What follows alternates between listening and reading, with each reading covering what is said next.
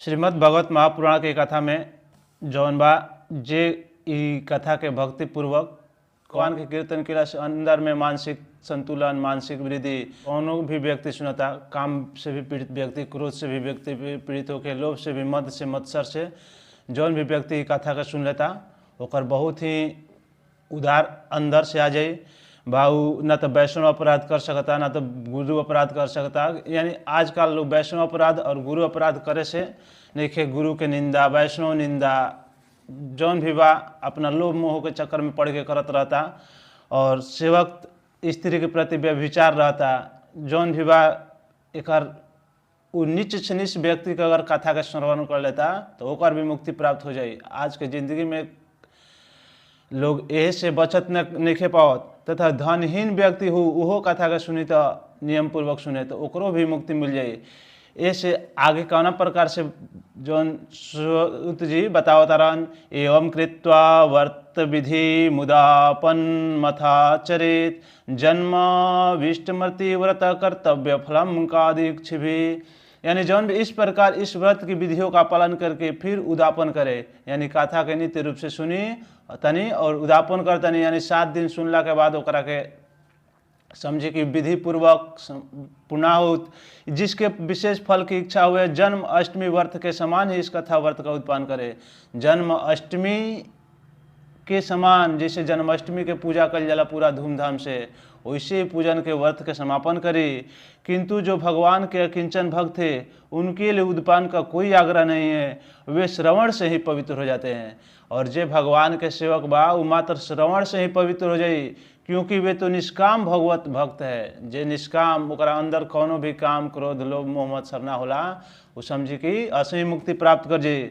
इस प्रकार जब सप्ताह यज्ञ समाप्त हो जाए तब श्रोताओं को अत्यंत भक्ति पूर्वक पुस्तक और वक्ता की पूजा करनी चाहिए।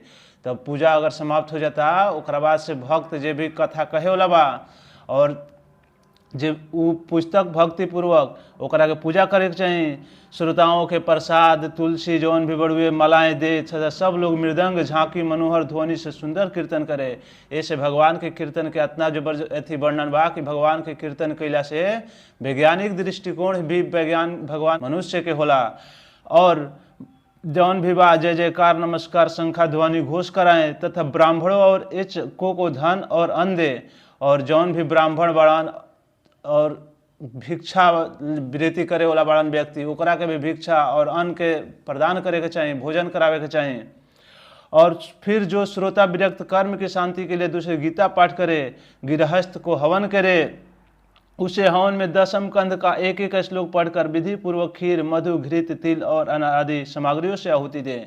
यानी ओकरा में जौन भी कौन कौन चीज़ के आहुति दिया सकता, हवन के 10 स्कंद का एक एक श्लोक पढ़ करके, हवन के समय 10 स्कंद के एक एक श्लोक पढ़ के खीर से, मधु से, घी से, तिल से और अन्न आदि सामग्रियों से वो दे सकत रुए। अथवा एकाग्रचित गायत्री मंत्र के द्वारा हवन भी कर सकते हैं। और नहीं हुई याद तो गायत्री मंत्र के द्वारा भी हवन कर सकता नहीं।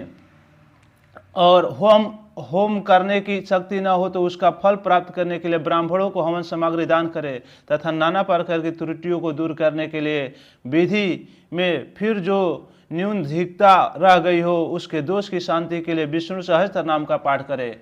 अगर ओकरा से रौरा नहीं थी हो पावत तो विष्णु सहस्त्र नाम के पाठ करी। ई काम नहीं रौरा कल चाहत तो नहीं कर पावत कोनो कारण से, कोनो एथी से, तो आप विष्णु सहस्त्र नाम के भी पाठ कर सकते नहीं। और उसमें सभी कर्म सफल हो जाते हैं, क्योंकि कोई भी कर्म इससे बढ़कर नहीं है। विष्णु सहस्त्र नाम पाठ से कोनो भी कर्म बढ़ के नहीं खे। फिर 12 ब्राह्मणों को खीर, मधु आदि उत्तम पदार्थ खिलाएं तथा व्रत की पूर्ति के लिए गौ सुवर्ण का दान करें। और यथाशक्ति तथा भक्ति खाना खिलाएं ब्राह्मण के, गौ दान करी जौन भी बा उसके सिंहासन में अक्षरों में तथा आचार्य के वस्त्र के आभूषण मूर्ति पूज के देके अपन विदाई कर सकते हैं। तो ये प्रकार से जो श्रीमद् भगवत महापुराण के कथा सुनेला ओकर नित्य रूप से सबके मंगल कामना कल्याण होला।